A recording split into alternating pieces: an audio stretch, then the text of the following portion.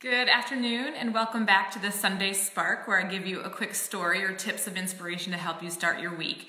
And today I'm going to talk to you about three things that you can do if you have a love-hate relationship with your job, specifically teaching, because that's what I do.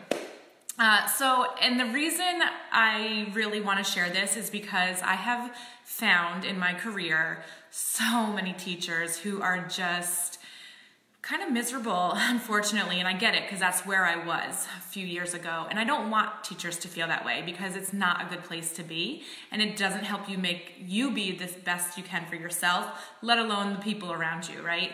So if this love-hate relationship sounds familiar to you, stay tuned. So, for example, my students, I love my students. I mean, especially this year, I have some of the most energetic, high energy students who just have so much to give, and I love it. I love what they're showing me, and so that brings me a lot of joy.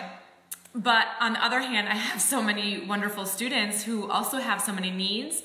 Not that I hate that, I don't hate that, but what I hate is that I don't have enough time to give them everything they need. Can you relate, teachers? So there's that first example of the love versus the hate in teaching, right? I just don't have enough time to do everything that I know that they need, that I want to do for them. I just don't have the time. Another thing, I love being able, and we love as teachers, being able to create something all of our own, to bring life to the classroom and get students excited or motivated and share our own passion for something with them, right?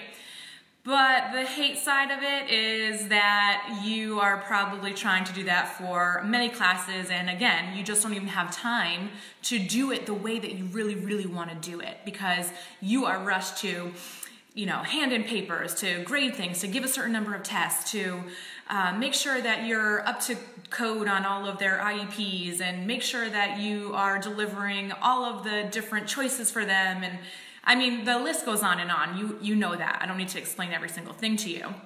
But there comes that piece where you have so much, it becomes almost like like that part that makes you be like, oh, I hate this. I can't do all of this, right? So another thing, if you're like me, you have awesome teammates that you work with.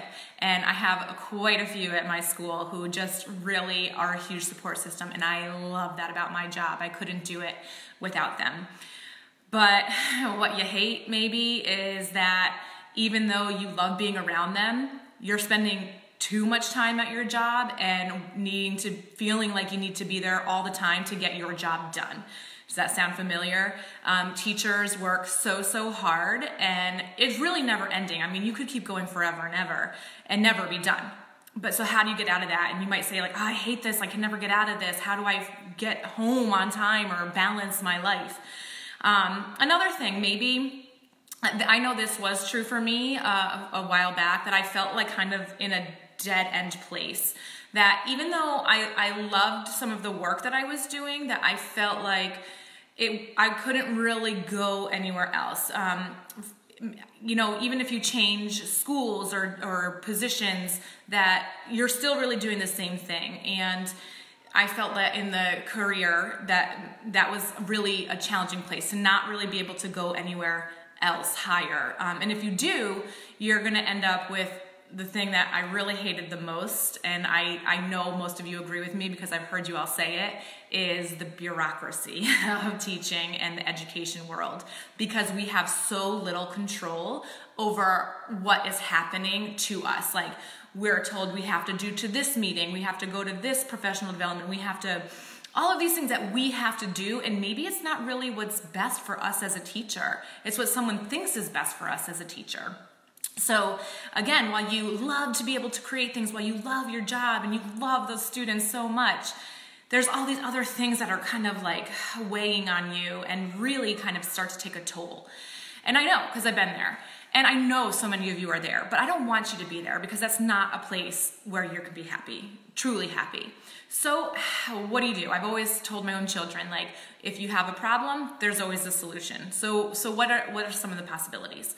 So I have three things for you that you can do if you are struggling in that love-hate relationship with your job.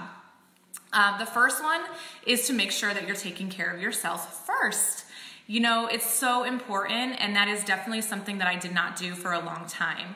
But recognizing that you need to take care of your spiritual, physical, emotional, and mental self every single day is hugely important. And you're probably gonna be like, oh my gosh, when am I gonna have time to do that, right? Well, you have to take that time, because if you don't, you're not gonna have anything left at the end for the other people around you. Some quick little things that you could do in those areas, I mean, could even just be like a grateful journal, writing 3 things down every single day that you're grateful for. When you start to shift in your mind, everything else starts to change.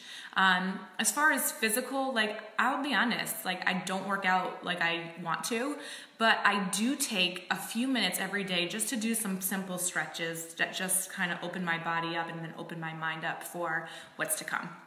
And so that, not hard, but you know, something really important, and filling my mind emotionally and spiritually with the right words to bring me to a place when I arrive to school that's more positive, that help me thrive on the love of the job instead of harping on the negative.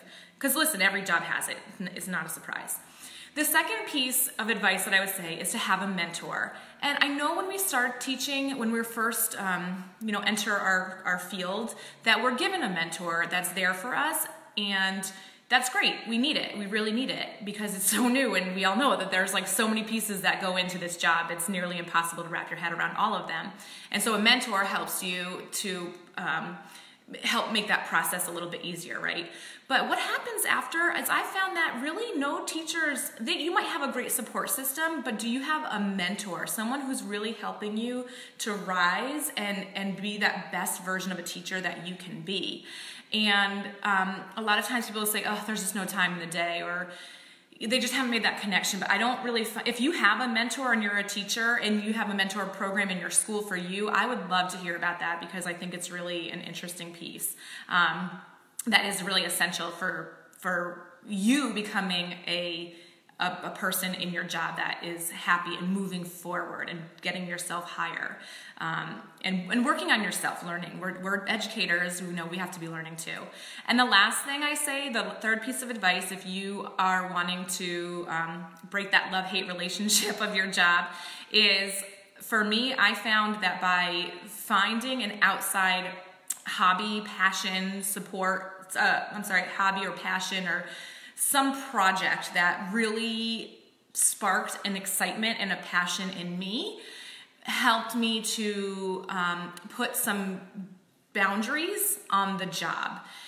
Because if you put everything into the job and don't give anything else in your life importance, then it's going to, you're not having the balance that you need for your life. So by having something else that you're working on, a passion, a project of some sort, a hobby, then you are filling your brain with good things that make you happy, that give you relaxation, that can then help you to do well in your daily job. So those are 3 tips, and I would love to hear some of your advice and ideas if you're working on any of those. And I'm here to support you, so if you would like some support or assistance, please reach out.